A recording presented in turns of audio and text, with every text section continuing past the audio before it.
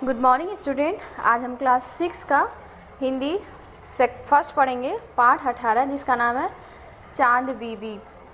दक्षिण भारत के छोटे से राज्य अहमदनगर का मुगल साम्राज्य से लोहा लेना बड़े ही साहसी का कार्य था, किंतु अहमदनगर ने यह सिद्ध कर दिया कि यदि चांद बीबी जैसी वीरांगना का कुशल नेतृत्व मिल जाए तो अकबर जैसे प्रतापी सम्राट की सेना को भी मुंह की खानी पड़ सकती है।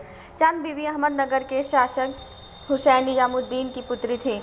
बाल्यकाल में ही उनके पिता की मृत्यु हो गई थी, इसलिए शासन का काम भी इनकी माँ देखती थी और माँ ने चांद बीबी की शिक्षा दीक्षा पर विशेष ध्यान दिया। जी हाँ बच्चों, चांद बीबी की माँ ने उनको बहुत अच्छी परवरिश दी और उनको बहुत अच्छे से हर चीज़ सिखाया, क्योंकि बच्चों माँ ही जो होती हैं बेटियों को एक अच्छा भविष्य दे सकती हैं।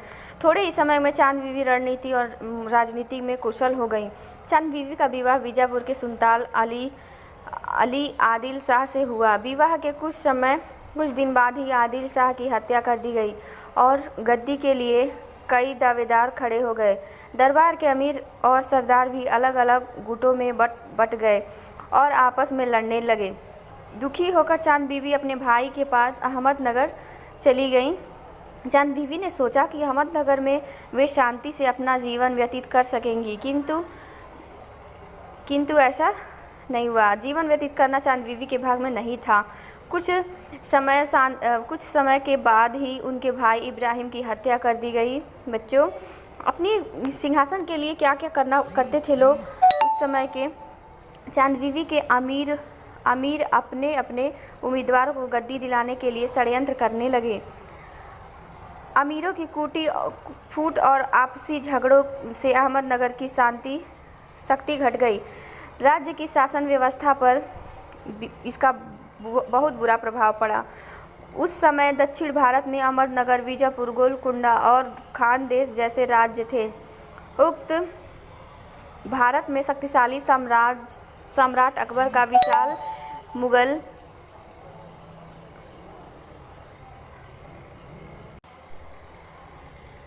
उस समय दक्षिण भारत में अहमदनगर, बीजापुर, गोलकुंडा और खानदेश प्रमुख राज्य थे। उक्त भारत में शक्तिशाली सम्राट अकबर का विशाल मुगल साम्राज्य था। अकबर दक्षिण भारत को भी अपने साम्राज्य में मिलाना चाहता था। उसने दक्षिण भारत के राज्यों के साथ अपनी दूतों को आदेश भिजवाया कि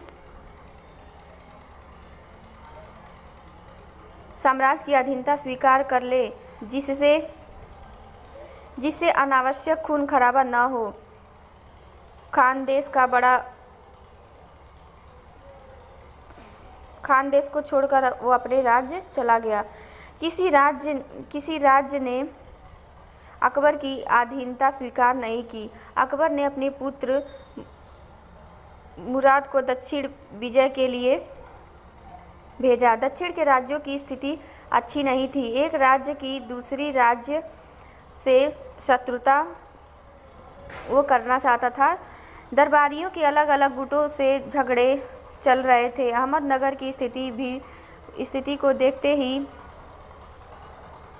मुगल सेना ने अहमदनगर में घेरा डाल दिया, लेकिन दरबार के एक दूसरे को नीचा दिखाने में अपनी शक्ति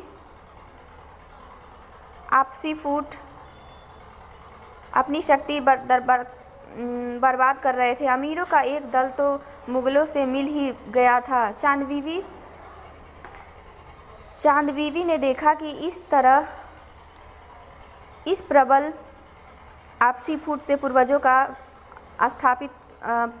स्थापित किया हुआ राज्य हाथ से निकल जाएगा और अहमदनगर का स्वतंत्र राज्य पराधीन हो जाएगा। उन्होंने दरबार के अमीरों तथा सरदारों से अपनी मतभेद मूल्यांकन अहमदनगर की रक्षा करने का वचन लिया। यह चांद बीबी का प्रथम सफलता थी। जब दरबार में अमीरों को संगठित करने के बाद उन्होंने बीजापुर राज्य से संबंधित की और इब्राहिम शाह के पुत्र को गद्दी पर बैठाकर शासन का कार्य संभाल लिया। अहमदनगर का मोर्चा सुदृढ़ करने के लिए चांद बीबी स्वयं बुर्का पहनकर घोड़े पर सवार होकर तैयारी कर देती थी। वे मोर्चा पर जाकर सैनिकों का उत्साह बढ़ाती थी, उनका आह्वान करती थी कि वह राज्य की मान अपमान का प्रश्न है, आओ मेरे साथ आओ और बहादुरी से युद्ध करो। चांद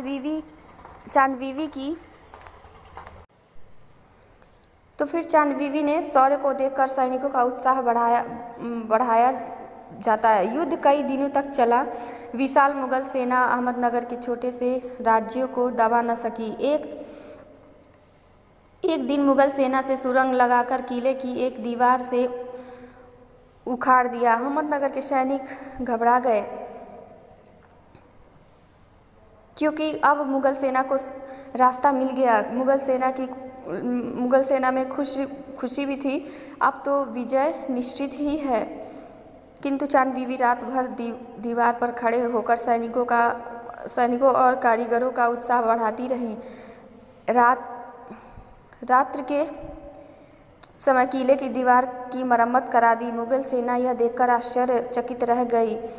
अहमदनगर का घेरा चलता रहा। न तो चांद बीबी हार मानने को तैयार और न ही मुगल सेना का घेरा उठाने को तैयार थी। एक बार अहमदनगर की सेना के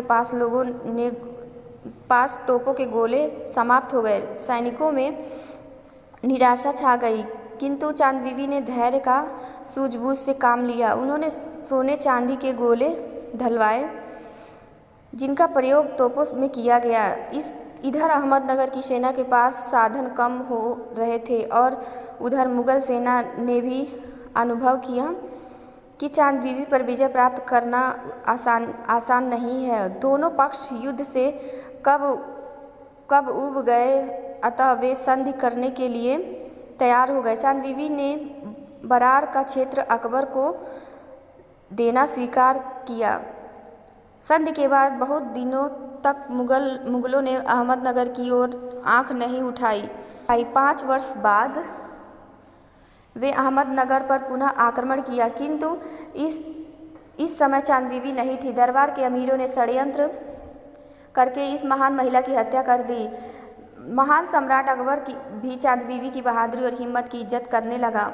कहा जाता है कि अहमदनगर पर विजय प्राप्त करने के बाद अकबर ने उन सरदारों को ढूंढवाकर प्राण दंड दिया जो चांद बीबी की हत्या के लिए उत्तरदायी थे। धन्य है चांद बीबी, जिनके स्वतंत्रता, प्रेम, धैर्य और साहस के कारण उनके शत्रु भी उनकी इज्जत करते थे। तो बच्चों, आपने जाना एक महिला होकर चांद बीबी ने अपने राज्य के लिए कितना बलिदान दिया। तो हम सभी को भी इस तरह उनकी बहादुरी को अपने जीवन में धारण करना चाहिए। Thank you.